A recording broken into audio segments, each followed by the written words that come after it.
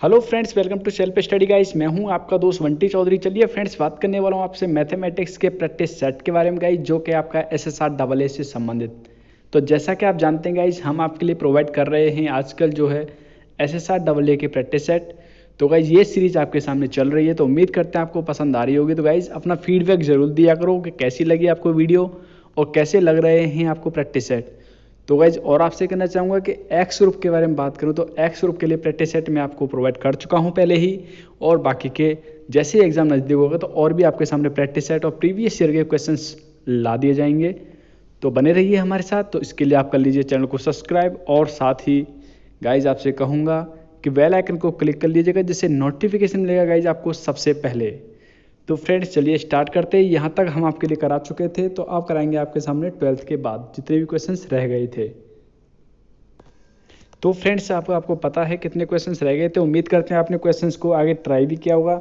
Try किया है तो अच्छी बात है, नहीं किया है तो आप हमारे साथ पेन कॉपी ले लीजिए और साथ ही साथ करते जाइए ट्राई। चलिएगा स्टार्ट करते हैं। फर्स्ट क्वेश्चन आपके सामने आता है 12th, जहाँ आपके सामने दे रखा है ई की पावर दे रखा है log 10, मतलब ये 10 दे रखा है यहाँ पर बेस। ये देखा 10 1 डिग्री, 10 2 डिग्री। ये स्क्वायर नहीं है गाइस, यहाँ स्क्वायर मत सोचिएगा, ये 2 डिग्री है। ये आएगा फिर 3 डिग्री, फिर ऐसे आएगा। तो गाइज आपको बता दूं, कभी भी आपके सामने जैसे यहाँ पर बेस दे रखा है, यहाँ ए दे रखा है, प्लस हो रखा है log, और यहाँ दे रखा है 10, और फिर दूसरा दे रखा है बी। तो गाइज जब प्लस की फॉर्म में होता है तो इसका मतलब ये होता है कि जब प्लस की फॉर्म में कोई कंडीशन दे रखी है तो इसे मर्ज करेंगे तो हम लिख सकते हैं log 10 पर लिख सकते हैं a इंटू बी, इस फॉर्म में लिख सकते हैं। क्लियर? तो यही अप्लाई करेंगे आगे।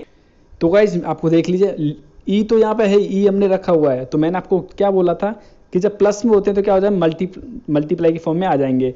तो log 10 तो ये रहा, बाकी सभी मल्टीप्लाई में आ जाते हैं। और गाइज आप समझ सकते हैं इसकी वैल्यू क्या होगी। देखो इस सब की वैल्यू क्या होगी, यहाँ देखिएगा। देखो इसका मतलब मैं आपको बता दूं, इस सब की वैल्यू हो जाती है 1। क्या हो जाएगी, ये 1 के इक्वल होगा। अब 1 के इक्वल होगा तो क्यों होगा, देखिएगा। मैं tan 1 को क्या लिख सकता हूँ, tan 1 को मैं लिख सकता हूँ आपके सामने 90 माइनस 89 लिख सकता हूँ, कोई दिक्कत। इसको हम लिखेंगे तो क्या लिखेंगे, वैसे ये क्या है, tan 1 के इक्वल है।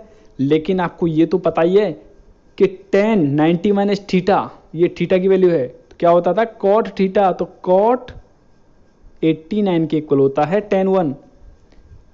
क्लियर? tan 1 डिग्री किसके हो जाएगा, cot 89 डिग्री के इक्वल हो जाएगा। और आप समझ सकते हैं ये कंडीशन क्या कहती है, किसकी, इसकी वैल्यू क्या होगी, 1 के इक्वल होगी। तो देख लीजिए ये वैल्यू 1 के इक्वल, 2 होगा तो 88 के इक्वल, 3 होगा तो 87 के इक्वल।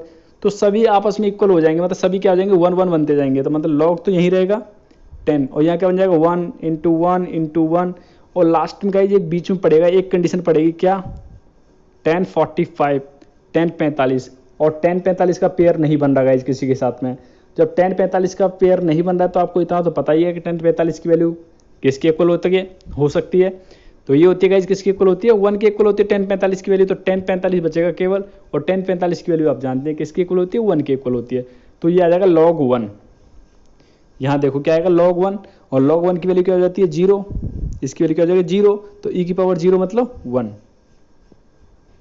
तो गाइस आपका जो आंसर आता है 1, ऑप्शन नंबर बी जो है करेक्ट होगा। नेक्स्ट क्वेश्चन आपके सामने दे रखा है ये, तो आप कैसे करेंगे फाइंड, देखिएगा। देखो इसमें एक सिचुएशन ये बन जाती है, कैसे करना है।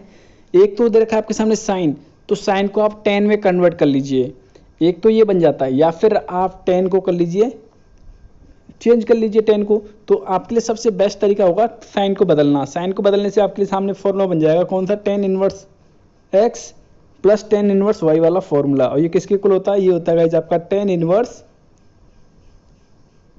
x प्लस वाई और 1 माइनस x इंटू वाई, ये इसके इक्वल होता है जब इससे आगे सॉल्व करते हैं। तो देखो पहले साइन को करूँगा कन्वर्ट 10 के अंदर। तो यहाँ देख सकते हैं गाइज आपके सामने हमने कर रखा है सॉल्व। ये क्वेश्चन लिखा हुआ तो हमने मान ला इसे थीटा के इक्वल लेट किया है। तो देख लीजिए यहाँ से निकालेंगे हम क्या, साइन क्या होता है, साइन होता है गाइज लंब बट्टे कर्ण। तो लंब क्या है 3 बट्टे कर्ण, अपॉन में कर्ण, कर्ण क्या है आपके सामने ये दे रखा, मतलब परपेंडिकुलर अपॉन हाइपोटेन्यूज। तो परपेंडिकुलर क्या है 3, और हाइपोटेन्यूज क्या है आपके सामने 5 तो आप इसके अकॉर्डिंग निकाल सकते हैं बेस, तो बेस निकलेगा ये। तो आप 10 निकालेंगे तो 10 थीटा इक्वल टू निकालेंगे क्या निकलेगा, ये होता है लंब बट्टे आधार, मतलब परपेंडिकुलर अपॉन बेस। तो परपेंडिकुलर क्या है 3 है, अपॉन बेस क्या है 4, तो यहाँ से निकालेंगे थीटा, थीटा की वैल्यू ये निकल के आ जाती है। तो गाइस देखो यहाँ भी थीटा था, यही थीटा है, और यहाँ भी इसी थीटा के बारे में बात हो रही है। तो मतलब आप कर सकते हैं साइन इनवर्स को रिप्लेस कर सकते हैं किसके द्वारा, टेन इनवर्स वाली कंडीशन के द्वारा। तो रिप्लेस कर दिया, इसकी जगह पुट कर दिया मैंने, ये कर सकते हैं आराम से। तो ये फॉर्मूला मैं आपको बता चुका हूँ, ये फॉर्मूला हमने पुट कर दिया, एक्स हो गया वाई हो गया, तो x plus y upon 1 minus x into y. तो एक्स इंटू वाई करेंगे तो देख लीजिए एक्स ये रहा, वाई ये रहा, दोनों का मल्टीप्लाई करेंगे तो क्या आएगा 3/28। सॉल्व किया तो आएगा ये 10 इनवर्स 1, इसका मतलब क्या होगा 45। तो आपका जो ऑप्शन होगा ऑप्शन नंबर सी जो है यहाँ पे करेक्ट होगा। नेक्स्ट क्वेश्चन आपके सामने दे रखा है, इसमें आपसे बोल रहा है कि देखो एक प्रेषक है, मतलब एक व्यक्ति है, कोई भी एक आदमी है, क्या है एक आदमी है, दो समान लंबाई के खंभों के बीच के ऊपरी सिरों, मतलब दो खंभे हैं, इनके बीच में कहीं खड़ा है। अब उसने बोला है उनके ऊपरी सिरों को देख रहा है, एक के साथ में एंगल बना रहा है 30 डिग्री, एक के साथ में बना रहा है 60 डिग्री, इस तरीके से एंगल बना रहा है। यहाँ पर दिख नहीं रहा होगा, तो यहाँ देखिए एक के साथ तो बना रहा है गाइस वो 30 डिग्री, एक के साथ बना रहा है वो 60 डिग्री, ऐसे बना रहा है, दो पोल हैं, ठीक है, दोनों की लंबाई इक्वल है, उसने बोला है क्वेश्चन के अंदर।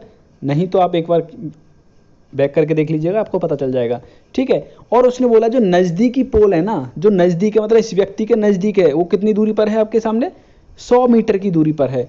तो गाइस पहले इस ट्राइंगल को लेके चलेंगे, तो इससे क्या निकालेंगे, इसकी हाइट निकाल लेंगे, और जब ये हाइट निकाल जाएगी तो ये भी हाइट आपके सामने आ जाएगी, और जब आपके सामने ये हाइट होगी तो इसके द्वारा हम x को निकाल देंगे, और जब x निकल जाएगा तो देखो हाइट तो निकल जाएगी, x निकल जाएगी, और फिर हम टोटल डिस्टेंस निकाल सकते हैं दोनों पोल के बीच की। क्लियर, जो भी आपसे पूछेगा सारा कुछ निकाल सकते हैं। देखिए कैसे, फर्स्टली हमने लिया इस ट्राइंगल को ABC को, तो ABC को लेके चले तो देख लीजिए लंब बट्टे आधार, लंब क्या है h है, आधार क्या है ये रहा 100, तो निकल गया। और 1060 की वैल्यू क्या होती है √3, तो ये निकल के आई आपके सामने इक्वेशन फर्स्ट। नेक्स्ट मैंने क्या इस ट्राइंगल, नेक्स्ट बात करता हूँ गाइज आपके, ये आपके सामने दे रखा है नेक्स्ट ट्राइंगल, इस ट्राइंगल के बारे में बात करूंगा। देखो ये ट्राइंगल ले लिया है हमने। अब 10 30 इक्वल टू क्या होगा, लंब बट्टे आधार, लंब क्या है h और आधार क्या है x। तो देखो 10 30 की वैल्यू क्या जानते हैं आप, क्या होती है 1/√3, और h की वैल्यू आपने यहाँ से पुट कर देंगे, और इसलिए हम x की वैल्यू निकाल लेंगे। ये निकल गया इक्वेशन सेकंड। अब इक्वेशन फर्स्ट और सेकंड को देखिए जरा ध्यान से, तो आप क्या निकालेंगे, यहाँ से देखो ये निकल के आ रही है वैल्यू, और यहाँ पे ये पुट कर देंगे h की वैल्यू, तो h की वैल्यू पुट करेंगे यहाँ पे, तो निकल के आएगी ये कंडीशन, मतलब 300 मीटर, मतलब x की वैल्यू आई 300 और h आ जाता है आपके सामने ये निकल के। तो आप क्या करेंगे 300 प्लस 100, तो दोनों को ऐड करेंगे तो 400, तो बोल सकते हैं दोनों खंभों के बीच की दूरी क्या है 400, क्योंकि ये क्या निकाला हमने x अभी 300, और 300 कहाँ से कहाँ तक है, यहाँ तक है, d और c के बीच की दूरी है, d और c के बीच की दूरी क्या है x, और x की वैल्यू क्या है 300, और 100 यहाँ पे, तो 100 प्लस 300 क्या हो जाएगा 400 टोटल। और इसकी लेंथ हम निकाल, सॉरी इसकी हाइट निकाल चुके हैं, क्या निकलेगी 100√3। तो यहाँ पे देख सकते हैं गाइज आपके सामने दे रखा था। देखो उसने क्या पूछा, सबसे पहले खंबे की ऊंचाई, तो खंबे की ऊंचाई तो आप निकाल चुके हैं, बार बार आपसे कहना चाहूँगा ये निकली हुई है, और आपके सामने डिस्टेंस पूछेगा दोनों के बीच की दूरी क्या है 400। चलिएगा नेक्स्ट आपसे पूछ रहा है कि इसका लंब रूप क्या होगा। मतलब देखो गाइज एक तो सिंपली मैं आपसे कहना चाहूँगा, जब भी आपसे लंब रूप पूछेगा ना, तो सिंपली क्या करेंगे, इनके जो वो है ना, जो कोफिशिएंट होते हैं एक्स और वाई के ना आपस में चेंज कर दो। तो 2 को मैं लेके आ गया एक्स के साथ में, और वाई के पास जो जाता है ना उसके साथ में चिन्ह लग जाता है माइनस का। अगर प्लस का है तो माइनस का चला जाएगा, अगर माइनस का होता है तो प्लस में लेते हैं, यहाँ पे प्लस का साइन लेते हैं। क्लियर, याद रखिएगा इस बात को। और यहाँ पे एक्स नहीं है गाइस, गलती से लिख दिया, यहाँ वाई होना चाहिए, वाई। क्लियर, और क्या होगा यहाँ पे, ये इक्वल टू सी के इक्वल होगा। अब गाइस सी क्या है, कॉन्स्टेंट है। अब आप बोलेंगे भाई ये ऐसे कैसे कर दिया, तो इसका आंसर वैसे तो यही होना चाहिए। इसने पूछा है इसका लंब रूप, वैसे क्वेश्चन गलत दे रखा है यहाँ पर। अगर आपसे पूछा इसके लंबवत, मतलब इसके लंब रेखा क्या होगी, उसके लिए इसे क्या करना पड़ेगा, 2 पॉइंट देने पड़ेंगे। क्या मान लेते हैं, जैसे ए और बी 2 पॉइंट दे दिए, मतलब 1 पॉइंट दे दिया कोई भी, कि यहाँ से परपेंडिकुलर है एक लाइन, मतलब कोई भी लाइन है जो परपेंडिकुलर है किस पॉइंट से, ए और बी से। तो आप क्या करेंगे, एक्स की जगह करेंगे ए, और बी की जगह पुट करेंगे कोई वैल्यू, मतलब जैसे मान लो 2 और 3 कोई वैल्यू आ जाती है निकल के, जैसे ये मान लो ए है ये बी है, तो देखो एक्स की जगह क्या करेंगे 2, वाई की जगह क्या करेंगे यहाँ पे, ये आपके सामने 3 है तो 3 पुट कर देंगे, तो यहाँ से क्या होगा सी की वैल्यू फाइंड हो जाएगी। क्या होगा, सी की वैल्यू फाइंड हो जाएगी, और जब सी की वैल्यू फाइंड हो जाएगी तो आप फॉर्मूले में पुट कर देंगे सीधा सीधा, जैसे जो मैं आपके सामने निकाला था अभी वाई, सी की वैल्यू निकल के आ जाएगी कुछ ना कुछ फिर, और जब सी की वैल्यू कुछ ना कुछ निकल के आ जाएगी तो आपका ऑप्शन यहाँ से करेक्ट बन जाएगा। क्लियर। लेकिन यहाँ पे कोई पॉइंट ही नहीं दे रखा गाइज, तो मतलब ये कंडीशन यहीं की यहीं रुक जाती है, एक तरह से ये यहीं पर रुक जाती है। और यहाँ से आगे सॉल्व करने के लिए हमारे पास एक पॉइंट होना चाहिए, तभी हम परपेंडिकुलर निकाल सकते हैं। क्लियर। उम्मीद करता हूँ समझ पा रहे होंगे। और वैसे देखा जाए इनमें से ऑप्शन कौन सा करेक्ट है इसका, यहाँ पे ऑप्शन नंबर सी जो यहाँ करेक्ट दे रखा है। नेक्स्ट देखिएगा, नेक्स्ट आपसे बोल रहा है, किस आपसे पूछ रहा है, एफ इनवर्स। ठीक है, एफ इनवर्स आपसे पूछ रहा है। चलिए कैसे फाइंड करेंगे। प्रतिलोम फलन का मतलब होता है एफ इनवर्स, मतलब प्रतिलोम का मतलब होता है इनवर्स पूछ रहा है आपसे। चलिएगा कैसे करेंगे फाइंड। इसे y के इक्वल लेट करके चलेंगे, इसे y के इक्वल लेके चलेंगे और यहाँ से निकालेंगे x की वैल्यू। तो देखो गाइज मैं आपको बता रहा था जैसे कि y के इक्वल लेके चले, यहाँ से x की वैल्यू फाइंड कर ली, x की वैल्यू फाइंड करके आती है हमारे पास y plus 1 upon y minus 1। तो देखो ये क्या है, किसके इक्वल है, ये एफ इनवर्स के इक्वल है, ये निकल के आ गया y के फॉर्म में। लेकिन उसने पूछा था x की फॉर्म में, तो जहाँ जहाँ y दे रखा हर जगह क्या कर देंगे x, तो आपके सामने आंसर ये आ जाता निकल के। तो देख सकते हैं यही इसका आंसर है और यही क्या है यहाँ पे फंक्शन दे रखा है। तो यहाँ पे गाइज आपका जो ऑप्शन होगा, ऑप्शन नंबर फर्स्ट आपका यहाँ पे करेक्ट होगा। चलिए अगर नेक्स्ट बात करते हैं। नेक्स्ट क्वेश्चन आपके सामने दे रखा है ये कंडीशन, तो आपसे पूछ रहा है कि निम्न में से कौन मतलब किसके बराबर होगा। तो गाइज क्या करेंगे, एक बार तो आप लेके चलेंगे प्लस का, तो प्लस का लेंगे तो आपके सामने निकल के आएगा यहाँ पे, जैसे प्लस का लेंगे तो निकल के क्या आएगा, देखो हमने क्या किया, मोड लगा हुआ। मोड का मतलब क्या होता है, एक बार प्लस में लेंगे एक बार माइनस में, तो एक बार प्लस में लिया तो हमारे पास निकलेगा 1, और दोबारा हम लेंगे माइनस, तो माइनस साइन लेंगे तो क्या आएगा आंसर हमारा माइनस का 1। तो जब दो कंडीशन बन जाती हैं, प्लस का 1 आ जाए या माइनस का 1 आता है, दोनों आंसर आते हैं, तो इस कंडीशन में क्या होता है, इसका कोई भी अस्तित्व नहीं होगा। नेक्स्ट बात करते हैं। नेक्स्ट क्वेश्चन आपके सामने दे रखा है ये, तो आपसे बोल रहा है dy ओवर dx क्या होगा। तो चलिएगा, तो गाइज इसको मैं देखो ये क्या कर रखा है, ये दे रखा है इसने कॉसेक, तो इसे मैं क्या कर सकता हूँ, साइन में कन्वर्ट कर सकता हूँ, साइन इनवर्स। तो साइन इनवर्स में करूँगा तो गाइज आपको बता दूँ, जो यहाँ वैल्यू दे रखी हो तो रेसिप्रोकल हो जाती है, आपस में बदल जाती है। अंश को हर बना देते हैं और हर को अंश, मतलब डिनोमिनेटर को न्यूमिनेटर और न्यूमिनेटर को डिनोमिनेटर बना देते हैं। इसकी जगह पुट कर सकता हूँ साइन की फॉर्म में ये आएगा, प्लस कॉस की फॉर्म में तो दे ही रखा है। ठीक है, तो आपसे पूछा dy ओवर dx, तो गाइज आपको बता दूं देखो ये साइन है ये कॉस है, और यहाँ पर जब हमने इंटरचेंज किया है तो देखो ये वैल्यू और ये वैल्यू दोनों इक्वल है या नहीं, तो इसे मैं मान लेता हूँ एक तरह से क्या y, पूरे को क्या मान लिया y। तो देखो यहाँ क्या बनेगा, यहाँ इसकी जगह तो आ जाएगा साइन, सॉरी जेड मान लेता हूँ, पूरे को क्या मान लेता हूँ इसे जेड, तो यहाँ से आएगा साइन इनवर्स जेड प्लस यहाँ हो जाएगा कॉस इनवर्स जेड। और आपको बता दूँ ये किसके इक्वल होता है हमेशा, ये होता है गाइज यहाँ पर π/2 के इक्वल होता है। मतलब जो यहाँ पे वैल्यू दे रखी है वो वैल्यू इक्वल आ जाए, और साइन के साथ में कॉस हो, और टेन के साथ में कॉट होना चाहिए, और कॉसेक के साथ में सेक होना चाहिए, तब हमेशा कंडीशन क्या होती है, π/2 होती है। और क्यों होती है गाइज, जो यहाँ पे वैल्यू होती है वो हमेशा पहले इक्वल होनी चाहिए। अब इसका मतलब ये है, आप यहाँ से समझ लीजिए, ऐसे नहीं समझ में आ रहा हो तो कैसे समझेंगे। आप जानते हैं कॉस 45 की वैल्यू क्या होती है, कॉस 45 की वैल्यू होती है 1/√2, और यही होती है साइन π/4 की वैल्यू क्या होगी, 1/√2। तो देख लीजिए गाइस, सॉरी ये इन्वर्स गलत लगा दिया गाइस, इन्वर्स नहीं होगा, इन पे इन्वर्स नहीं होगा। ये है 45 की वैल्यू, ये है साइन 45 की वैल्यू, क्या आएगा √2। तो गाइस आप देखिए ये भी 1/√2, ये भी 1/√2। क्लियर। तो आप जानते हैं ये भी 45 है और ये भी 45 है, मतलब आपके सामने अगर मैं लिख देता हूं साइन 1/√2 प्लस कॉस 1/√2, तो ये किसके इक्वल होगा गाइस, π/4 के इक्वल होगा, सॉरी π/2 के इक्वल होगा। क्योंकि आप जानते हैं ये किसके इक्वल है, इसका मतलब क्या है π/4 प्लस इसका मतलब भी क्या है π/4, और π/4 प्लस π/4 क्या बनता है π/2। क्लियर। इसीलिए इसकी वैल्यू किसके इक्वल आएगी, π/2 के इक्वल, और π/2 किसके इक्वल है, ये y के इक्वल है, तो y के इक्वल।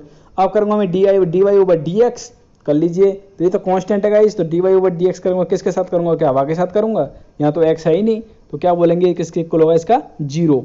क्या होगा इसका आंसर 0। नहीं समझ में आया तो यहाँ देख लीजिएगा, मैं आपको बोला था कॉस साइन, कॉस किसके साथ में होता है, सेक के साथ में। मेन चीज़ है यहाँ पे आप वैल्यू देखिए, मतलब ये वाली वैल्यू देखिए, ये वाली वैल्यू देखिए, दोनों वैल्यू इक्वल है या नहीं। और यहाँ ये किसके इक्वल होता है, π/2 के, dy ओवर dx फाइंड किया तो क्या आएगा 0। तो गाइस आपका आंसर होगा ऑप्शन नंबर डी, जो यहाँ पे करेक्ट होगा। नेक्स्ट क्वेश्चन आपके सामने दे रखा है, ये fx दे रखा है, आपसे पूछ रहा है डी डैश, मतलब सॉरी f डैश पूछ रहा है, मतलब इसका एक बार क्या करना है, डिफ्रेंशिएट करना है। तो कर लीजिए डिफ्रेंशिएट।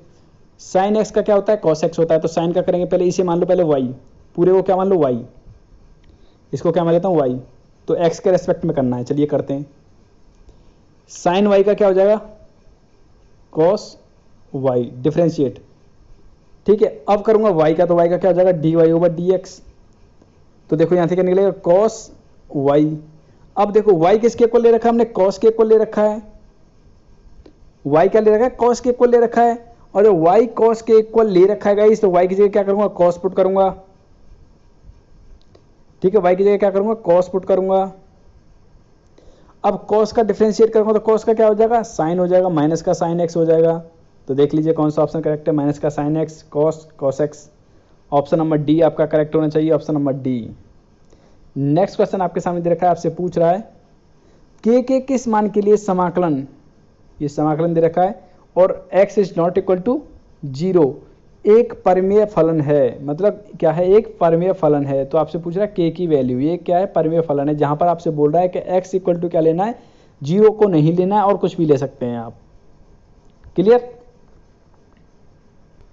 तो यहाँ पे जो आपका होगा ऑप्शन नंबर बी जो यहाँ पे करेक्ट होगा, इसे आप खुद ही ट्राई कर सकते हैं। आपसे पूछ रहा है कि के किस मान के लिए समाकलन, इसका समाकलन एक परिमेय होगा, मतलब इसका समाकलन करेंगे, इसका वो करेंगे, क्या बोलते हैं, जैसे इसका इंटीग्रेशन करने की बात कर रहा है, तो आपसे पूछ रहा है इसका परिमेय फलन क्या निकलेगा। तो आपका जो परिमेय फलन निकलेगा, के की वैल्यू जो निकलेगी वो निकलेगी आपके सामने 2/3।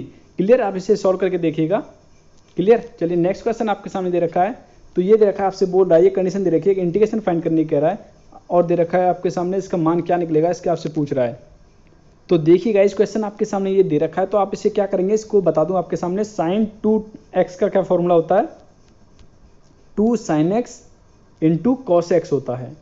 अब जब इसको मर्ज करते हैं तो क्या निकल के आता है, sin 2x के इक्वल निकल के आ जाता है। तो हमने क्या कर लिया, sin 2x को ब्रेक कर लिया इस तरीके से। क्लियर, ये आपके सामने दे रखा है ऑलरेडी, यहाँ दे रखा है। तो हमने क्या किया, ये फॉर्मूला होता है, इसका फॉर्मूला होता है क्या होता है, 2 cos स्क्वायर x के इक्वल हो जाएगा। तो 2 से 2 कट जाएगा, तो यहाँ देखिए क्या बनेगा, तो ये क्या जाएगा, इसको 1 के नीचे रखेंगे, पहले 2 से 2 तो कट गया, तो 1 अपॉन होगा cos स्क्वायर, तो 1 अपॉन cos स्क्वायर x क्या होता है, sec स्क्वायर x हो जाता है। तो sec स्क्वायर x यहाँ पे आया। अब देखो इसको रखेंगे इसके नीचे, तो 2 और cos हट जाएगा, तो क्या बचेगा, ये tan बचेगा, tan x ये बच गया। और क्या है आपके सामने, e की पावर x, तो e की पावर x का मल्टीप्लाई इसके साथ किया, वैसे इसके साथ करेंगे, ये कर लिया। अब हमने क्या किया, e की पावर x जो आपके सामने दे रखा है, ये इसका हमने क्या किया, इंटीग्रेशन, इस वाले का किया, बस इस वाले का इंटीग्रेशन कर रहा हूँ। देखो इसका तो ये हो जाएगा फर्स्ट ईयर का, तो सेकंड का इंटीग्रेशन, ठीक है, क्योंकि आईलेट से कर रहा हूँ, आईलेट। तो देखो फर्स्ट ईयर कहते हो, फर्स्ट ये है, फर्स्ट ईयर कहते हो, और सेकंड का इंटीग्रेशन। तो देखो सेकंड का इंटीग्रेशन फर्स्ट ईयर कहते हो कर लिया हमने। इसी तरीके से करेंगे सेकंड वाले का। तो देखो किसी भी एक का कर लीजिएगा। इस देखो हमने क्या कर रखा है, यहाँ पे एक को स्टॉप कर रखा है, एक को चला रखा है। अब एक को स्टॉप करके हम करेंगे सॉल्व, तो कैसे करेंगे ये देखिए, ये समझने वाली बात यहीं पे आ जाती है।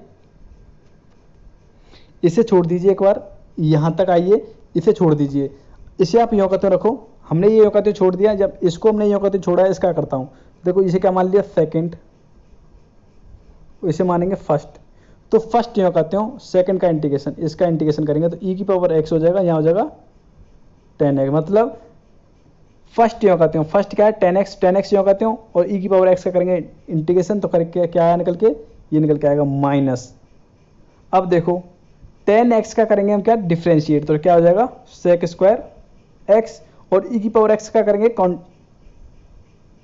इंटीग्रेशन, तो क्या निकल के आया, ये निकल के आएगी कंडीशन। ये माइनस में होगी और ये क्या रखिए प्लस में, तो माइनस प्लस की कट जाएगी। यहाँ पर थोड़ी सी हमने मिस्टेक कर देगा, ये पहले कर लिया है, जबकि ये यहाँ पे नहीं होगा। ठीक है, याद रखिएगा इस बात को, मैं आपको बता चुका हूँ।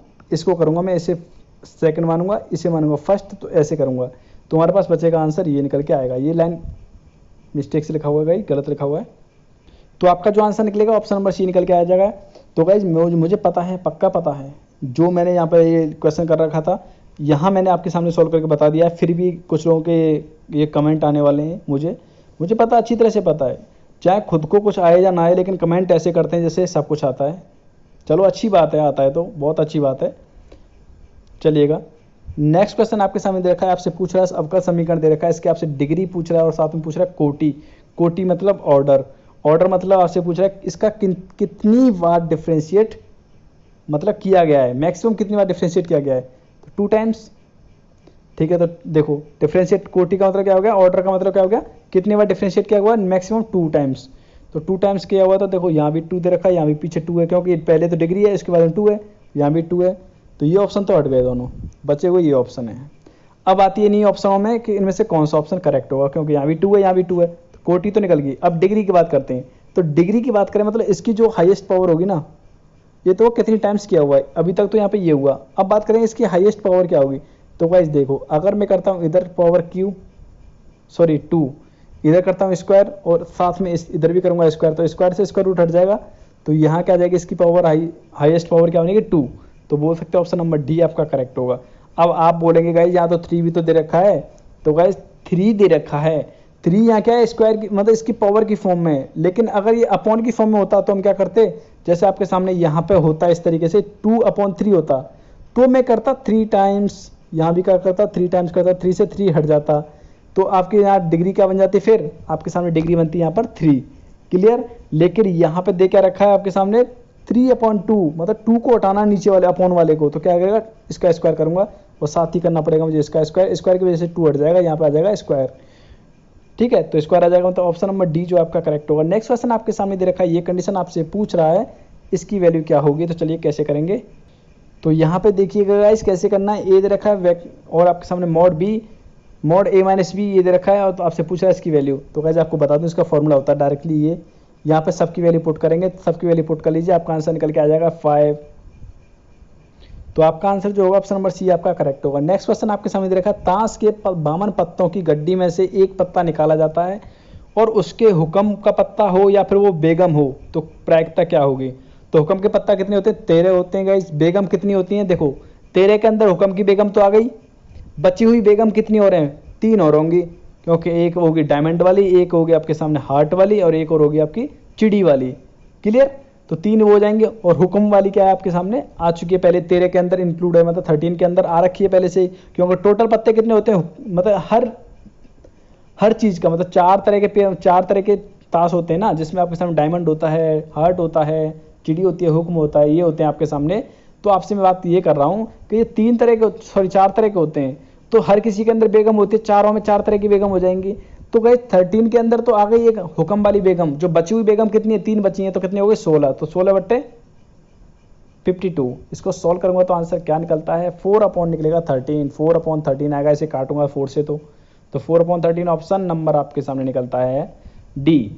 चलिए नेक्स्ट बात करते हैं। नेक्स्ट क्वेश्चन आपके सामने दे रखा है, बहुत ही अच्छा क्वेश्चन, बहुत ही सिंपल क्वेश्चन है, देखिए कैसा क्वेश्चन है। 30 संख्याओं का औसत क्या होगा, मतलब 30 संख्या हैं उनका औसत आपसे पूछ रहा है, एवरेज, और प्रथम 10 संख्याओं का ये है और अंतिम 20 संख्याओं का आपके सामने 9 है। तो देखो क्या करेंगे, इन दोनों का प्रोडक्ट कर लो, 120 आएगा, प्लस इन दोनों का प्रोडक्ट करेंगे 20 इंटू करेंगे हम 9, तो क्या आ जाएगा 180, इन दोनों को जोड़ता हूं तो क्या निकल के आता है 300, और 300 आपके सामने निकल के आ जाता है इन दोनों का सम, और डिवाइड कर देंगे 30 से, तो टोटल एवरेज निकल जाएगा सबका। तो 0 से 0, 3 से काटूंगा तो क्या निकलेगा 10, तो ऑप्शन नंबर बी आपका यहाँ पे करेक्ट हो जाता है। तो गाइस ये थे सारे क्वेश्चंस, होप सो आपको पसंद आए होंगे, वीडियो पसंद आपको आई होगी। अगर आपको वीडियो पसंद आई तो लाइक करिएगा, साथ ही अपने फ्रेंड्स के लिए शेयर कर दीजिएगा गाइस, और चैनल पर अगर नए हैं तो प्लीज़ चैनल को सब्सक्राइब कर लीजिएगा, साथ ही बेल आइकन को क्लिक कर लीजिएगा, जिससे नोटिफिकेशन मिलेगा आपको सबसे पहले। तो thank you friends, thank you so much, जय हिंद, जय भारत, मिलते हैं आपसे नेक्स्ट वीडियो में।